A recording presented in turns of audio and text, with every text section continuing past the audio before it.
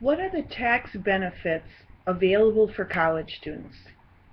Can your tuition paid to a college save you money on your tax return? Are any other educational expenses qualify for a deduction? These are questions that every college student should be asking as they collect the information to prepare their tax return. As an experienced tax preparer, I can explain the options available to college students in the form of deductions and credits for their qualified educational expenses. Today, you will be learning the options available as deductions and credits for educational expenses. A tuition deduction, the American Opportunities Credit, the Lifetime Learning Credit will all be discussed. On your federal tax return, you have a choice to take a deduction or a credit for your educational expenses. However, you are given a choice. There is an opportunity for tax planning to do what is best for you in your tax situation. Generally, it's better for you to take an educational credit. However, the deduction will lower your adjusted gross income, which in some cases has a domino effect and allows more deductions in other places on your tax return. Some tax software has an optimizer feature to aid you in deciding whether to take a deduction or a credit. The tuition and fees deduction is found on page 1 of the Form 1040. For the tax year 2011, it was on line 34, and it should remain in that same area in future years. The tuition and fees deduction can be taken for tuition paid to post-secondary educational institutions. Parochial and private schools for students in grades kindergarten through 12th grade do not qualify for this deduction. The tuition and fees paid by you for yourself, your spouse, or your dependents to attend a college, university, or other institution of higher learning that is accredited by the United States Department of Education are qualified educational expenses.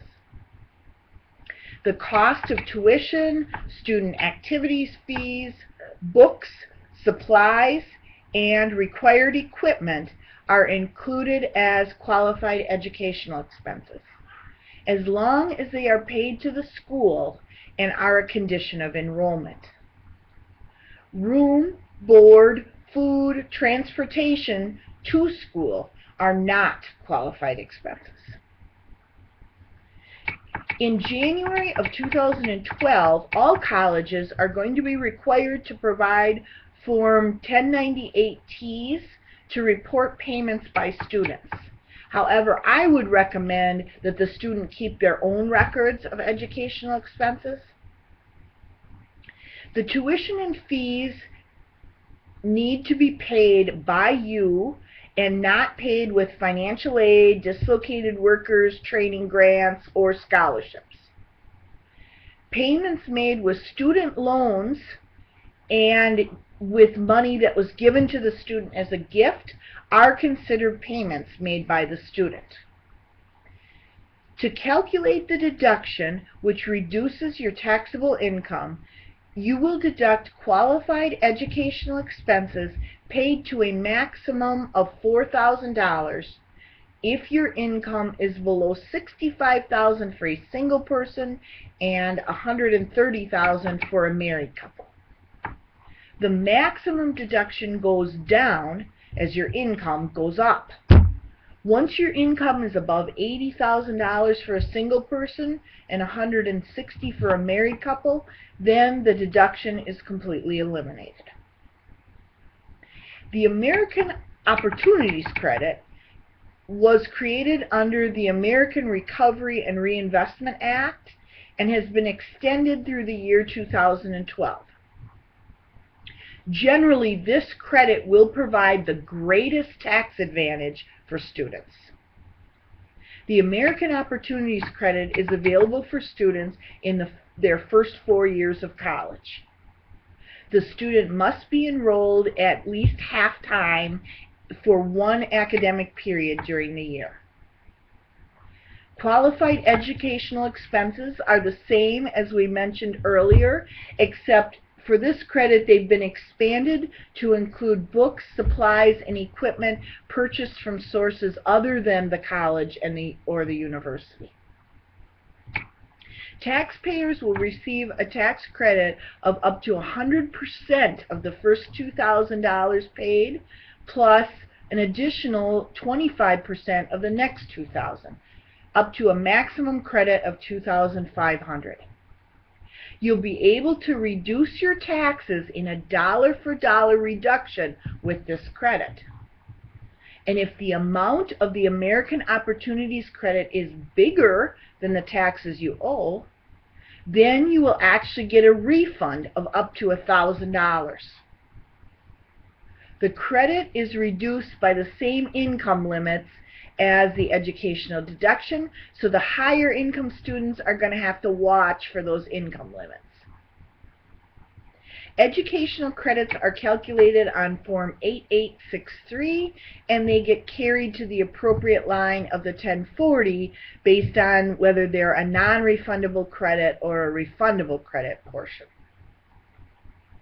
The last credit I'd like to discuss is the Lifetime Learning Credit, and that's available for students who are in college beyond their first 4 years. The qualified educational expenses are the same as what we discussed for the tuition deduction, where all related books and supplies have to be purchased from the college to qualify. The amount of the Lifetime Learning Credit is 20% of the first $10,000 of qualified educational expenses you paid. The maximum amount of the Lifetime Learning Credit you can claim is for 2011 was $2,000. However, this amount is reduced based on the income limits again. This credit is a non-refundable credit, and it's calculated on Form 8863 and carried to the 1040.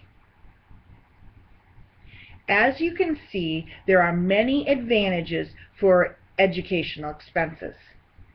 A tuition deduction, the American Opportunities Credit, and the Lifetime Learning Credit have all been discussed. Remember that you can't take a deduction and a credit on the same expenses, so you have to choose what is best for your situation. So my challenge to all students is to take full advantage of the tax benefits from their college education expenses.